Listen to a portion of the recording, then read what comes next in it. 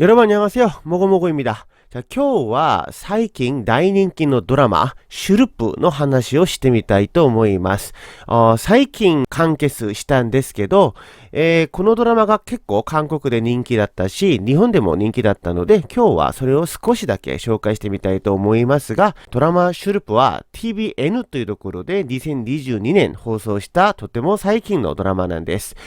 ケーブルテレビで放送したにもかかわらず、最高視聴率が 18.1% という驚きの結果を出しました。かなり面白いドラマだったんですね。で、私もこれを見たんですけど、緊張感あふれる娯楽ドラマとしてとっても楽しいドラマだったんです。日本ではネットフリックスでご鑑賞できますので、ぜひチェックしてみてくださいね。で、このシュルプの簡単な話をしてみますと、息子のために努力する母の物語です。女優のキム・ヘスさんが久々に時代劇に出演しましたが、このシュルプという題目は、実際今の韓国語ではなくなってしまった傘という言葉の昔の朝鮮語らしいですね。で、このシュルプ、結局傘が意味するのは、雨といういろんな試練の中で母が守りになる。つまり傘で守ってあげるという意味を持っているようですね。なので、このドラマを見てみると、キム・ヘスさんが息子たちのためにものすごく頑張っている内容がメインのストーリーなんです。で、これと似ている現代劇ドラマがスカイキャッスルというドラマがありますね。これも子供の進学のために努力する母たちの物語を書いたドラマなんですが、私から見てみると、シュルプは朝鮮背景のスカイキャッスルと思ったらいいと思います。子供たちのために頑張るお母さんの物語です。で、私も先ほど言ったようにこれ見たんですけど、ドラマとしてはものすごく楽しいんですよ。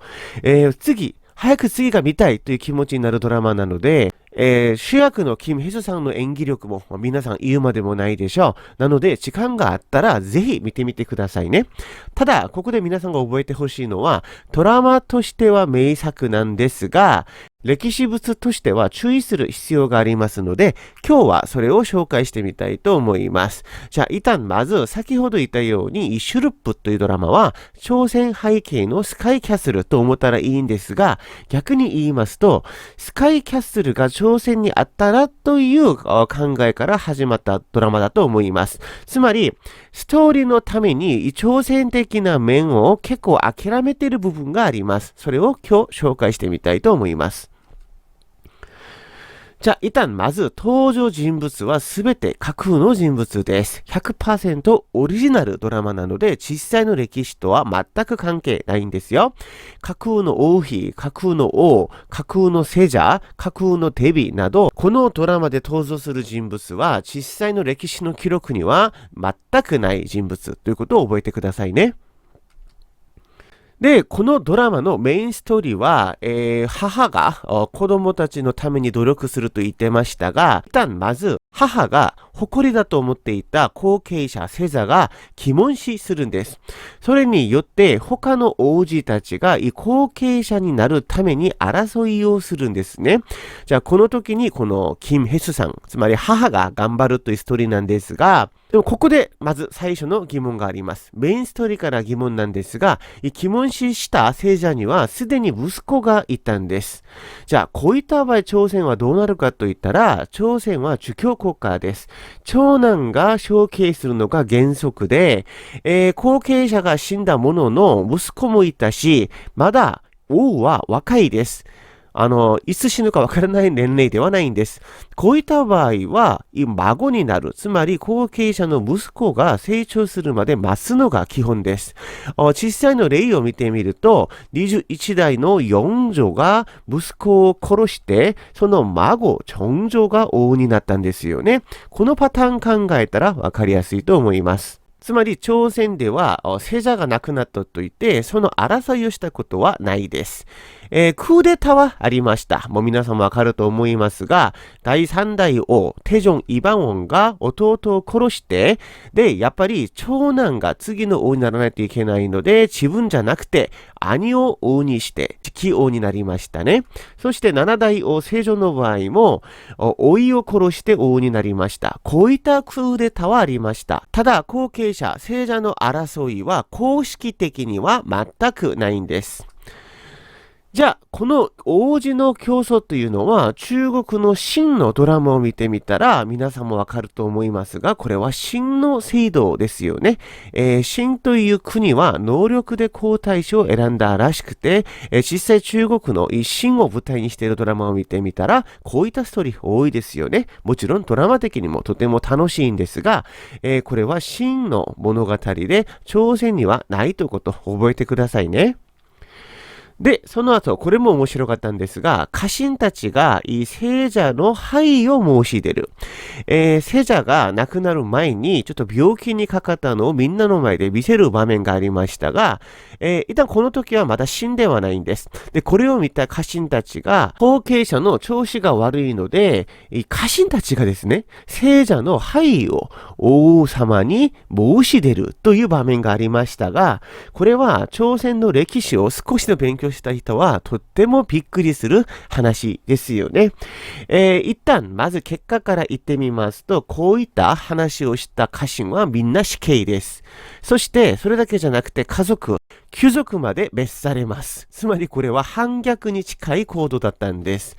朝鮮にとって聖者、後継者は王の次の存在なんです。それを廃位するかどうか言えるのはあくまで王の権限なんです。家臣たちが聖者に対する駆除は言えるかもしれませんが、聖者を直接的に廃位しましょうというのは反逆と同じ行動とみなされます。実際例を見てみても、ヤンニョン大軍というとっても暴れん坊の、後継者がいたんですが、それは結局お父さんであった王テジョンが後継者を変えましたね。家臣たちが変えたわけじゃないですよ。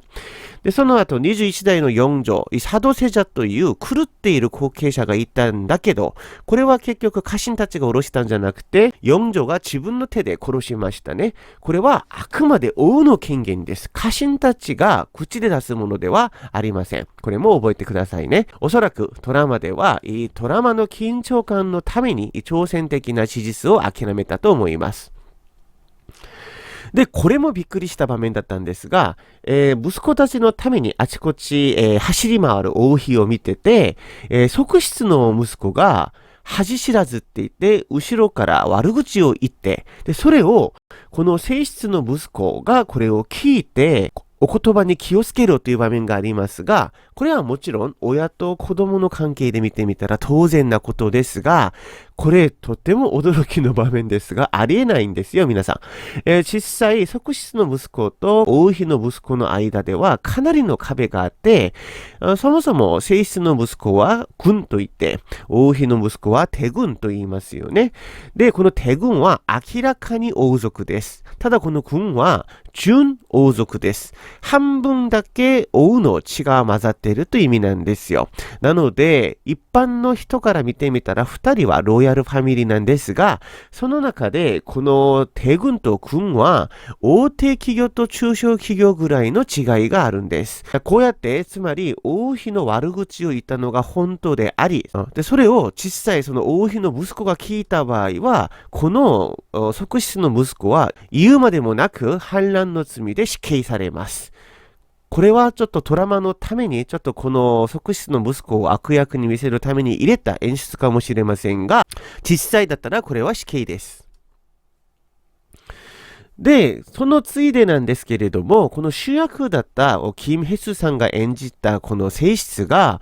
あまりにもドラマの中ではパワーが弱い感じなんですが、ドラマを見てみたら、息子を5人も産んだ性質です。朝鮮の性質の一番の仕事は王族、息子をいっぱい産むことです。5人も産んだということは記録的なんですよ。なので、実際は発言力は大波のレベルを持っていたと思います。ただ、ドラマでは、この、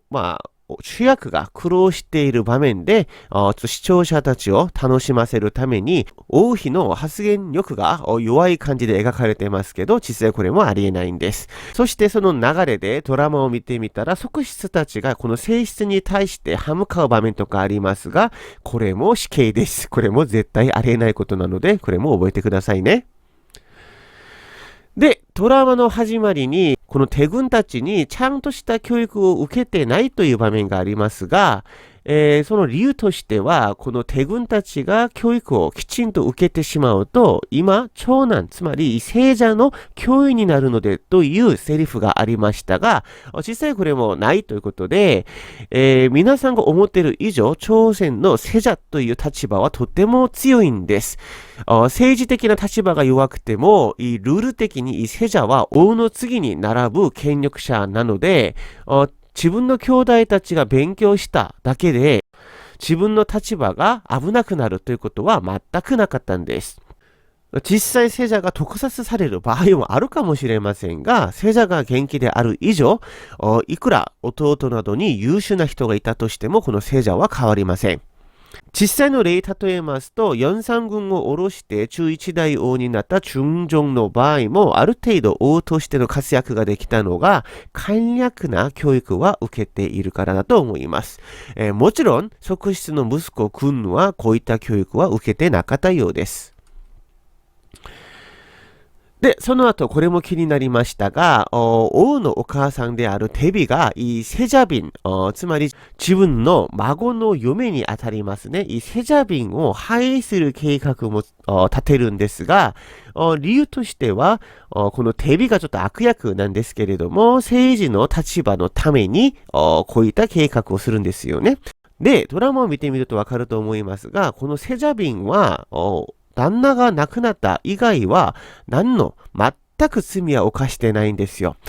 それどころか、むしろきちんと元気な息子まで産んでくれたということで、むしろ歓迎されるようなことをした人なんですよね。で、これでドラマでは自分の政治の立場のために、このテビがセジャビンを追い出そうとするんですが、これも実際にはありえないことです。離婚とか追い出すとか、こういった問題はとても敏感な問題なんですよね。これも王の権限になります。さあ、実際の歴史を見てみたら、ペイビー・ユン氏の場合は、宮内で徳を持ち込んで、王に暴力を繰り返して、さすがこれは追い出されましたが、結局追い出すと決めたのは王ですよね。そして王妃だったイニョン・ワンフの場合も、政治的な理由で追い出されますよね。王に。そして王の命令で追い出されて、王の命令で戻ることになりますよね。結局すべての権限は王が持っています。セザが死んでセジャビンは一人身になったんですけど、こういった場合も権限は王が持っていることを覚えてくださいね。で、これも面白い部分だったんですが、実際自分の子孫を後継者にしたくて、手人手を組もうとする皇位官僚とその娘が、こういった話をしますよね。孫の応援をお願いしながら、皇位官僚の人事権をこの手人に譲りますという発言がありますが、人事権はですね、王の権限です。これ、儒教的には反逆に当たります。いくらテビが王のお母さんだとはいえ、儒教の国だとはいえ、親孝行の国だとはいえ、王は実際公式的にはお母さんを超える存在です。人事権というのは王の特権なので、この家臣とテビがやり取りするようなものではありません。実際の歴史の朝鮮で一番強いパワーを持っていた女性、文正ワンフの場合も、公式的に人事権は手を出さなかったんですよ。もちろん自分の息子にいろいろアドバイスという名前の脅迫をしたかもしれないけれども、最終決定は王がするんですよね。これもちょっと大きなミスですね。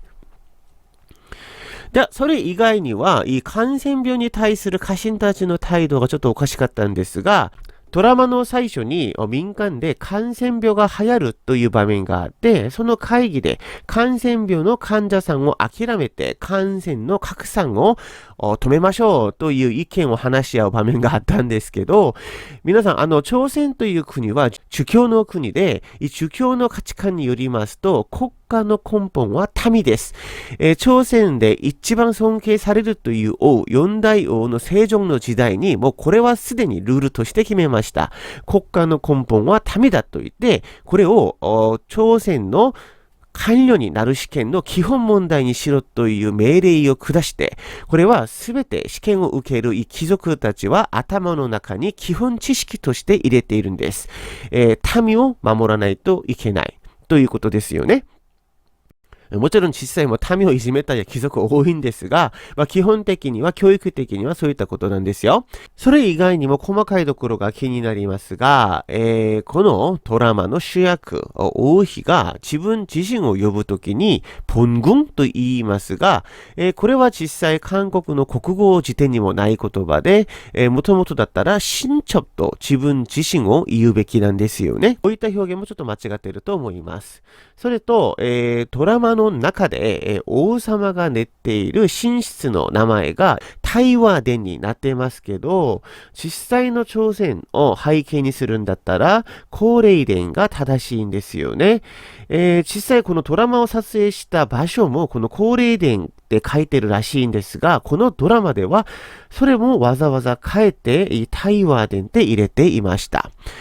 で、また一つ細かいところ気になるのが、この青い筆ですよね。朝鮮はこういった明らかに青色の家具を使った記録がないので、これも気になるところでした。じゃあこれ以外にもいっぱいありますが、一旦こういった疑問、じゃあ一体どこからでしょうかだけちょっと説明してみたいと思います。